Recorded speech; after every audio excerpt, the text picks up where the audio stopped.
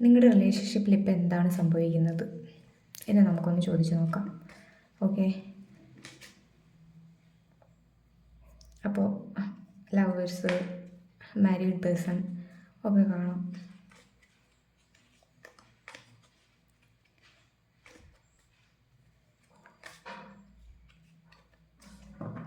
Check ചെയ്ത് നോക്കാം.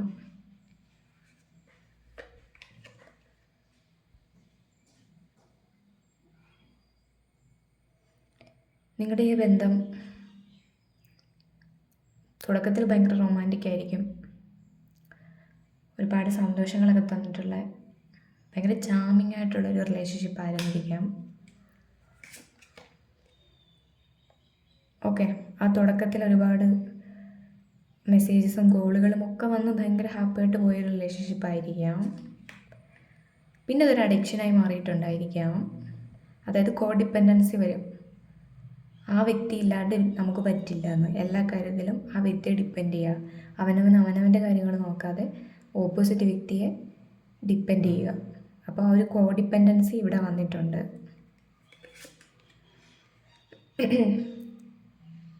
Okay, ഇപ്പോൾ എന്തെങ്കിലും വിഷയങ്ങളായിട്ടുള്ളതാണെങ്കിൽ നിങ്ങൾക്കൊരു യൂണിയൻ വരുന്നുണ്ട്, ഇതുണ്ട് എൻഗേജ്മെൻറ്റ് റിങ്. അപ്പോൾ അതൊരു കമ്മിറ്റ്മെൻറ്റിലേക്ക് പോകുന്നുണ്ട്. ഓക്കെ, ഒരുപാട് കാർഡ് എടുക്കാൻ പറ്റില്ല, നമുക്ക് രണ്ടാണ് എടുക്കാം. ഓക്കെ, ഇതൊരു സോൾമേറ്റ് കണക്ഷനാണെന്ന് കാണിക്കുന്നുണ്ട്. ഓക്കെ,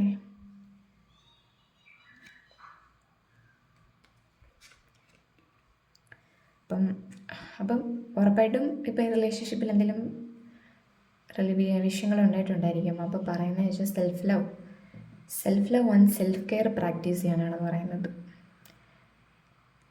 അവനവനെ സ്നേഹിക്കാതെ നമുക്ക് മറ്റൊരാളെ സ്നേഹിക്കാൻ കഴിയില്ലല്ലോ.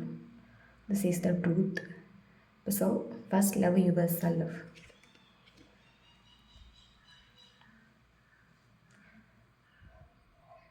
കീ ഓൺ എ റിങ്, അതായത് ഇതിൻ്റെ താക്കോൽ നിങ്ങളുടെ കയ്യിലാണെന്നൊക്കെ പറയില്ലേ. Focus on yourself. അപ്പം റിലേഷൻഷിപ്പിൽ ഒരുപാട് ഹാർട്ട് ബ്രേക്ക് സിറ്റുവേഷൻസ് ഉണ്ടായിരിക്കാം. അപ്പോൾ അതിനെയൊക്കെ ബ്രേക്കപ്പ് ആയിരിക്കാം ഇപ്പോൾ പറയാനില്ലേ, അതിനെയൊക്കെ ലെറ്റ് ഗോ ചെയ്യാനാണ് പറയുന്നത്. ലെറ്റ് ഗോ ചെയ്ത് അവനവനിലേക്ക് ഫോക്കസ് ചെയ്യുക. അപ്പോൾ നിങ്ങൾക്ക് ചിലപ്പോൾ ഫൈനാൻഷ്യലി സ്ട്രഗിൾ ചെയ്യുന്നവരുണ്ടായിരിക്കും. അപ്പോൾ ക്യാഷ് നിങ്ങളെ തേടി വരുന്നതായിരിക്കും. ലാസ്റ്റ് ആൻഡ് ഫൈനൽ ഒരു കാർഡ് എടുക്കാം.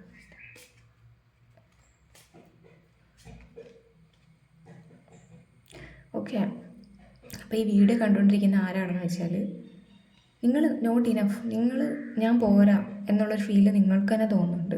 അപ്പം അതിനെ റിലീസ് ചെയ്യാനാണ് പറയുന്നത്. അപ്പോൾ ഈ കാര്യങ്ങൾ റിലീസ് ചെയ്ത് സെൽഫ് ലവിലേക്ക് വരുമ്പോൾ നിങ്ങൾ നിങ്ങളുടെ കാര്യത്തിൽ ഫോക്കസ് ചെയ്യുമ്പോൾ നിങ്ങളുടെ കരിയർ സെറ്റാവും, ജോബ് സെറ്റാവും. അപ്പോൾ നിങ്ങളുടെ റിലേഷൻഷിപ്പിൽ പരിവർത്തനങ്ങളുണ്ടാവും.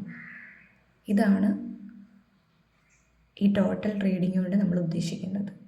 അപ്പോൾ ഇതിൻ്റെ മോട്ടീവ് എന്ന് പറയുന്നത് ഫോക്കസ് ഓൺ യുവർ സെൽഫ്.